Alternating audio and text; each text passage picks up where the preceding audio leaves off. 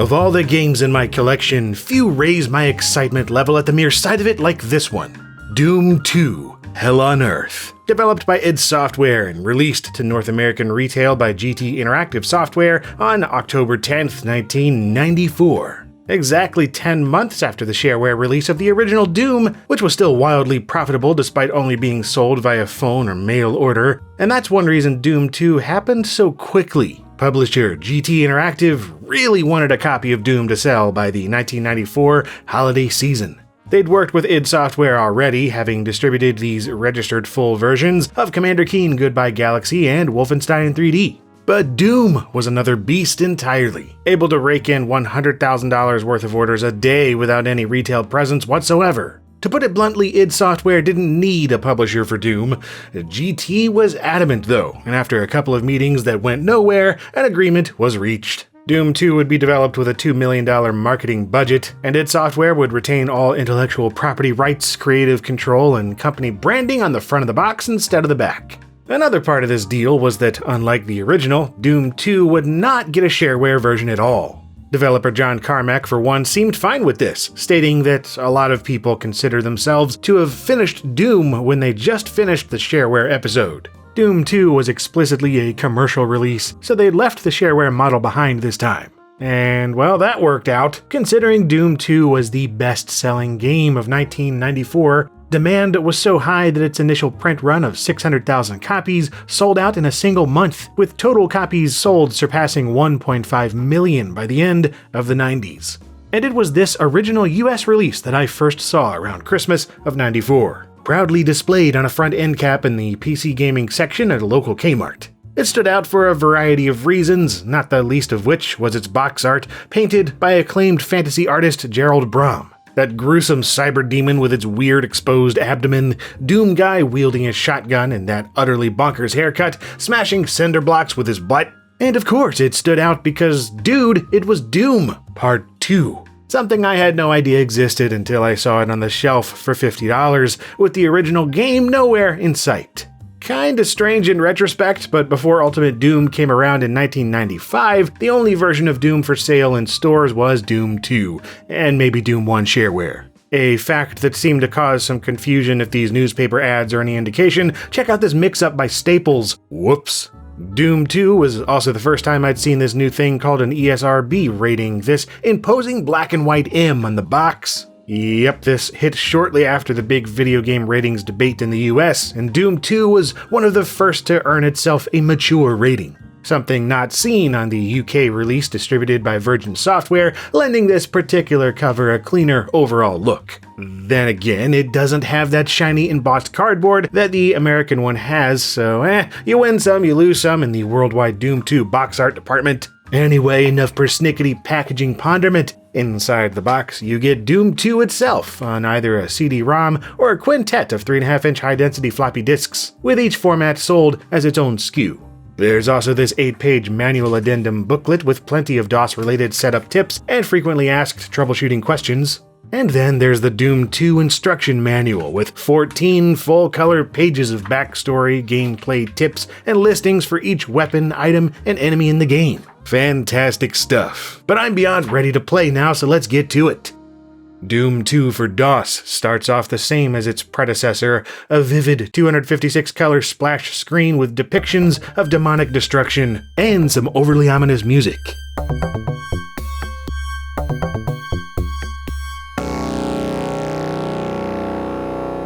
That's just the Sound Blaster version. It also supports the Roland Sound Canvas and other MIDI devices, of course, but there's something about the combo of Doom and Bobby Prince's creepy OPL3 music that makes me the happiest. From here, you can start a new game by selecting your difficulty, and that's it. No episodes to choose from this time. Instead, it's a continuous 30-level campaign. Straight away, the action begins with a pistol in your hand and zombies in your sights.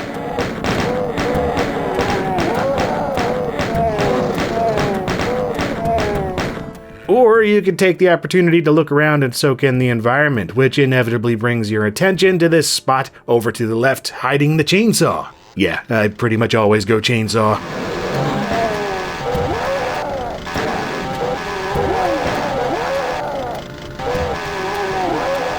If you're paying attention, by the end of level 1, you'll have a pistol, a chainsaw, a shotgun, a rocket launcher, a bunch of armor, and full health. Armed to the teeth after the very first level, that's the Doom 2 experience right there.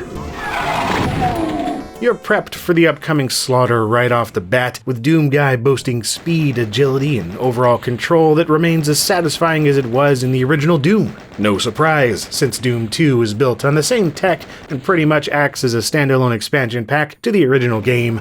It has the same 2.5D id Tech 1 engine running underneath, the same technical limitations in terms of not being able to look up or down or have rooms over rooms. There's no jumping, no vertical aiming, no special moves to pull off or skill trees to unlock, and that's all awesome in my book. Shoot demons, find key cards, unlock doors and secret rooms, find more key cards, reach the exit, and move on to the next level to do it all again until you reach the end boss. Well-balanced FPS goodness, so why fix what ain't broke? Because unbroken things can always be fixed with more guns, I guess. This was made in Texas after all.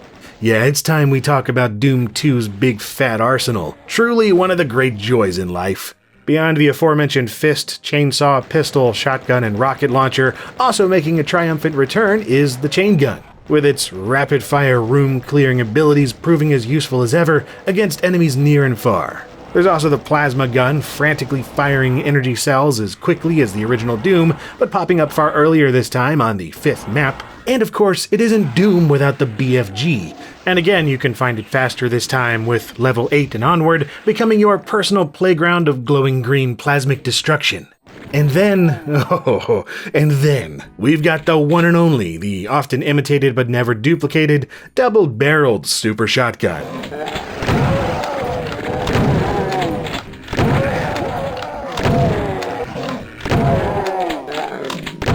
Introduced near the beginning of level 2, this monster of a weapon is pure triple filtered bliss. Sure, it takes twice the ammunition as the regular shotty, but it's more than 20 times as satisfying, so the trade-off is a no-brainer. Just 2 metal barrels held together with a piece of wood and explosives in the middle, it undersells itself on aesthetics and completely over-delivers on power. More often than not, a single well-positioned shot is all it takes, and that's for the majority of the enemies in the entire campaign. It's a little wonder why it's called the Super Shotgun, because that's just what it is. Though I suppose technically it's the combat shotgun, going by the included documentation, but yeah, that term brings to mind a whole nother category of semi-autos and self-loaders, so I'm glad they gave this side-by-side a more appropriately super name in the actual game. And what good is a big bad new weapon without a big bad new lineup of satanic minions to shoot in the face? Doom's original 10 monsters were pretty great, and they're all still around, including creatures like the Cyber Demon that used to be bosses, but now just show up to ruin your day throughout the whole game. But Doom 2 rounds out the enemy roster by doubling down on demons, and as a result, it really feels like the whole gang's here now. The heavy weapon dude wields a chain gun and can absolutely wreck your life if you're not careful. That hit scanning is no joke. Hell Knights are like weaker, tanner versions of the old Barons of Hell, nothing terribly threatening, so I welcome the target practice. The Mancubus is a big old blob of terror with dual flamethrowers and a whole lot of hit points, slow but effectively nasty. Arachnotrons are versions of the old Spider Demon, this time much smaller and shooting blasts of green energy which are thankfully easily dodged. Pain Elementals, now these just suck, being another floating blob like the Cacodemon, but spitting out lost souls instead of ball lightning. Way more annoying due to that. What a pain. Elemental. Then you've got the Revenant, a tall, lumbering skeleton beast with shoulder-mounted rocket launchers and blood for pants. Not too hard to kill, but its rockets are basically homing missiles, so there's that.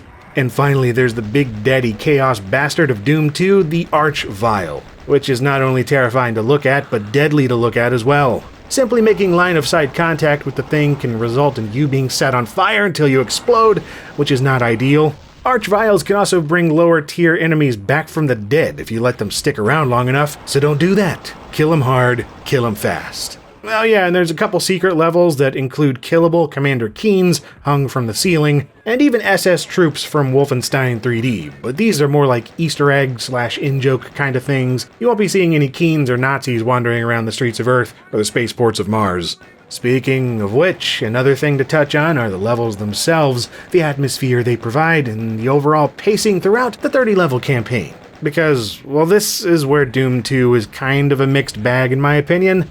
Don't get me wrong, it's still a really well-made bag filled with all sorts of fun goodies to play with. It's just that inside the bag are a couple of questionable pockets filled with odd-shaped doohickeys that you don't quite know what to make of.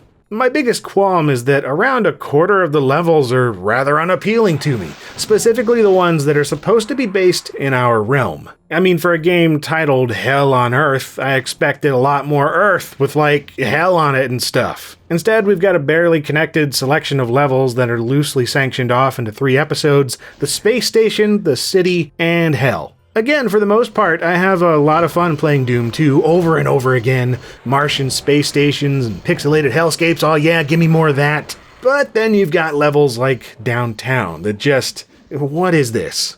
Props for trying something new, I guess. A metropolitan area and skyscrapers in the Doom engine is kinda neat, but it's a slog to navigate, and there are far too many enemies right above your line of sight. Then there are maps that largely exist to promote some level design gimmick, like tricks and traps, the chasm, and barrels of fun. Stuff like monster infighting, teleporter logic, tricky platforms, skinny walkways, hundreds of explosive barrels strung together. It's like being stuck in a lab experiment. Maps like these are bizarre, sorely sticking out from the rest. I don't want to call out any particular level designer here, Sandy Peterson, but the more I've played these maps over the years, the more I dread enduring them again.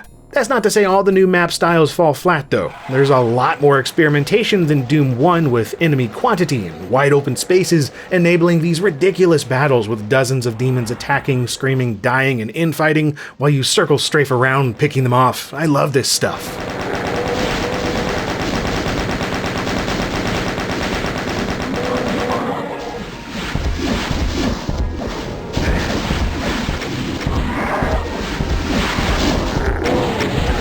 A side effect of these larger, densely packed levels is that the performance suffered on lower-end machines back in '94, leading to higher system requirements for Doom 2 compared to the original. What better reason to grab a 486 overdrive though, right? Some levels also play with darkness to an excessive degree, making for one fittingly foreboding atmosphere, and granting greater justification for the existence of the light amplification visor. However, the creep factor is somewhat lessened by your amped up firepower, not to mention the new Megasphere that boosts your health and armor to 200%. It's dark, sure, but not to the point of unfairness. Even though the occasional map design makes me scratch my head in bewilderment, the overall Doom 2 experience is one that I cherish. And I freely admit that the super shotgun silliness has a lot to do with it, as arguably overpowered as it is, but it's just too enjoyable for me to care. Maybe it's another story dealing with it in multiplayer deathmatch, but the main draw for me is the single player, so I'm all for it. Then you add in the expanded bestiary of baddies and huge retail presence, and it makes sense that Doom 2 took off in a way that even its predecessor never did. And I'm talking strictly in terms of community engagement, not like sheer quantity of installations or overall cultural relevance. Obviously Doom 1 has its place in history, but Doom 2 is the one that formed such strong community bonds that remain active to this day. The sheer number of custom maps and total conversion WODs made for it is staggering, both back then and into the present. And the proliferation of them has only increased since the source code was released in 1997, resulting in source ports and fan-made upgrades like GL Doom, Z Doom, Boom, Chocolate Doom, Skull Tags, and Dronum and beyond. I'm currently quite fond of Crispy Doom in particular for when I want to play on a modern machine instead of original hardware, and find myself wanting a few extra quality of life improvements without ruining the original feel of the game. And then there was the retail side of things, with Doom 2 expansions and add-ons hitting shelves for years after its 1994 launch. The first official one being Master Levels for Doom 2 in 1995, consisting of 20 WODs promising to be masterfully made and nearly 3,000 fan-made maps downloaded from the fledgling internet. Also has this rather radical poster expanding on the box art. Then there was Final Doom in 1996, an officially licensed standalone product featuring 2 new episodes, TNT Evolution and Plutonia Experiment, and which was in reality far from the actual Final Doom. Because next was the Depths of Doom trilogy in 1997, packing Ultimate Doom, Doom 2, and Master Levels into one beefy big box package.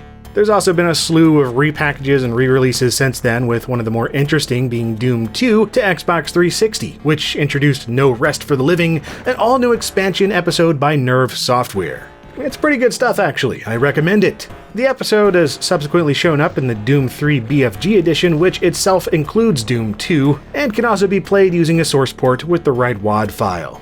And that's not to mention the whole unlicensed scene, with third-party publishers like WizardWorks releasing at least half a dozen map compilations in their D-Zone series starting in 1995.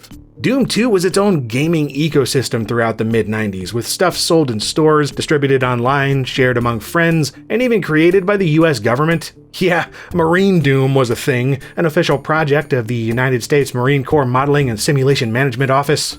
The 90s were wild, man. And that, folks, is Doom 2. As far as projects go that were slapped together in less than a year, instigated by the financial incentives of a hungry retail publisher, yeah, it could have sucked. But thankfully id Software did what they did back then and made something excellent on their terms. The way I see it, Doom 2 took what Doom did and ran with it, fleshing out the experience and cementing its reputation.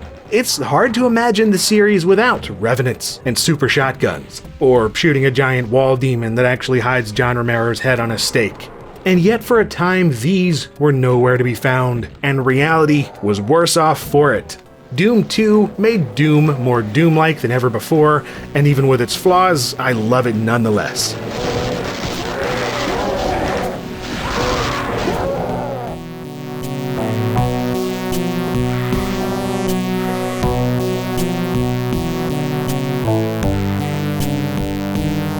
And if you liked this, then perhaps check out my other Doom-related stuff right here, or maybe even subscribe. I release new videos every week here on LGR. And as always, thank you very much for watching.